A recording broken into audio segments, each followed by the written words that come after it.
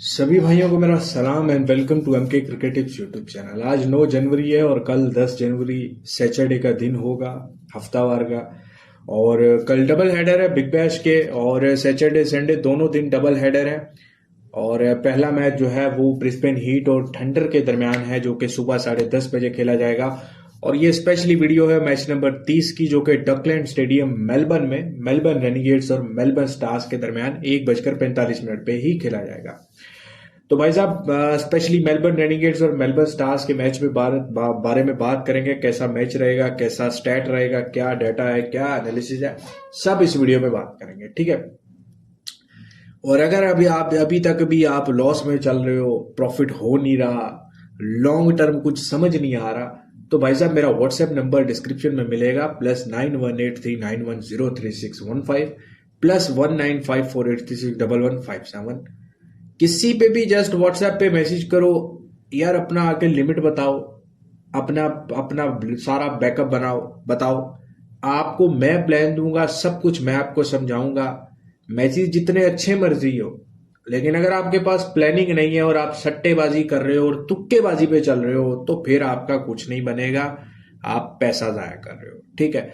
तो भाई साहब 99% विनिंग रेशियो के साथ काम चल रहा है। और आज का मैच होबार्ट वर्सेस एडिलेड। जो चीजें मैंने आपको बताई थी ना कल की वीडियो में, सेम वैसी हुई है, ठीक है। एडिलेड में ट्रेविस हेड नहीं आया, नहीं खेला, और एडिलेड जो है वो उसके हशर आप देख लो। होबार्ट का रिकॉर्ड सारा मैच जो है वो स्टैट वाइज चला। अब होबार्ट अपने होम ग्राउंड पे खेल रहा है, स्टार्ट इतना अच्छा करता है, अंडर 30 पैसे लग जाता है। उसके बाद पूरे मैच में पहली इनिंग में आपको पूरा मूड बनाकर खिलाया जाता है कि एडिलेड पे आप एंट्री करो, आपको मजबूर कर दिया जाता है, समझ रहे हो। क्योंकि होबार्ट ना रन मार रहा है और ना विकेट दे रहा है। फिर सेकेंड इनिंग जब स्टार्ट होती है, तो फिर भाई साहब आपका सूद समेत पैसा लेके निकल जाते हो। फिर एक तो गम होता है ना कि यार 20 में 30 में खाया, 40 में खाया या 15 में खाया, तो सीधा हो गया, अलग बात है। अब आप 70 80 पैसे में एंट्री करके बैठे हो, खा के बैठे हो मजबूरी तौर पे, तो भाई फिर वो आपका पैसा जो है वो सीधा उनकी जेब में गया। अब 180 के आसपास लंबी ओपन होती है होबार्ट की। अब ना ये लंबी यस करवाई जाती है फर्स्ट इनिंग में, हालांकि 78 से ऊपर रन थे 6 ओवर में बनाए, और 3 ओवर में 50 रन लगे हुए थे। तो बाकी मैच जो 15 ओवर में आखिरी के 2 ओवर देख लो कैसे डॉट्स बॉल कर रहे थे। स्पिनर लगा हुआ है तबरेज शम्सी, उसके आगे 4 बॉल है, क्योंकि जो फिगर है ना वो 180 से नीचे रखना था इस मैच में, समझ रहे हो। अब आप बोलोगे पिच खराब था, भाई नहीं खराब था। वो स्कॉट लड़का अकेला 92 मार के गया इसी पिच पे।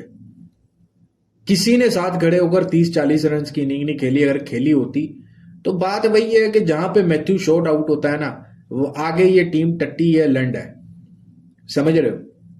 तो भाई साहब बैटिंग नहीं है इस टीम के पास, लंगड़ी बैटिंग लाइनअप है।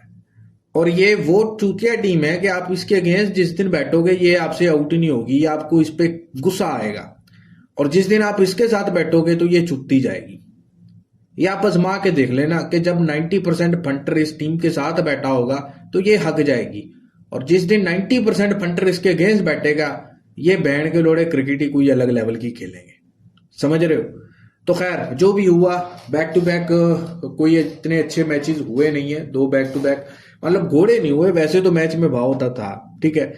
अब मेलबर्न रेनिगेट्स का मेलबर्न स्टार्स के साथ मैच है, और लास्ट मैच जो इनका हुआ था 1 जनवरी को आपने देखा था, जो कि मेलबर्न रेनिगेट्स को जो है वो मेलबर्न रेनिगेट्स जीता था मेलबर्न स्टार्स के अगेंस्ट। लास्ट जो इनका मैच हुआ था एक घोड़ा मैच बना था, बड़ी जबरदस्त फाइट देखने को मिली थी मेलबर्न स्टार्स की तरफ से। अच्छा, 1 जनवरी को सिक्सर्स का मैच हुआ था डकलैंड पे, जो head to head Melbourne Renegades और मेलबर्न स्टार्स का हुआ था, वो 2-3 दिन पहले हुआ था, जिसमें मेलबर्न स्टार्स ने डिफेंड करने के लिए गया और एक जगह पे अंडर 10 पैसे मेलबर्न रेनिगेट्स लगा हुआ और मेलबर्न स्टार्स अंडर 40 पैसे आया, तो वो बड़ा घोड़ा मैच हुआ। और डकलैंड के ग्राउंड पर लास्ट मैच जो हुआ 1 जनवरी को सिक्सर्स और मेलबर्न रेनिगेट्स का हुआ था, इस सीजन का एक ही मैच, जिसमें ऐसा लग रहा था कि मेलबर्न रेनिगेट्स पहले बैटिंग पे 200 बना लेगा, लेकिन 164 रन बना पाया। और पिच इतनी अच्छी थी कि वो सिक्सर्स को परेशानी नहीं हुई। मैच में काफी उतार चढ़ाव हुआ रेट में, लेकिन एट द एंड सिक्सर्स ने विन किया।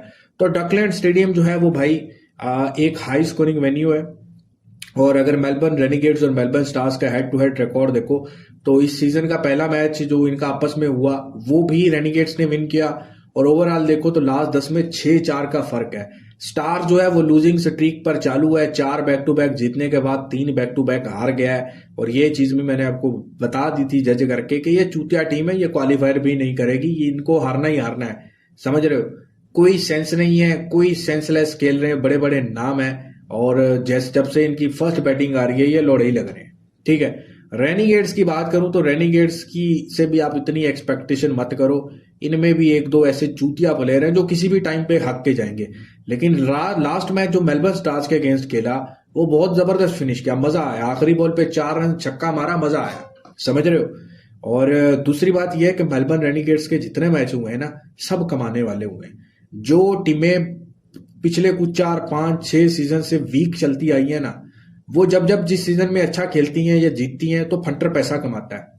तो मेलबर्न रेनिगेट्स भी फंटर की बड़ा अरसा फेवरेट टीम रही है। अब इस सीजन में एक चीज हुई है कि मेलबर्न रेनिगेट्स बहुत सारे फंटर्स को पसंद नहीं आ रही।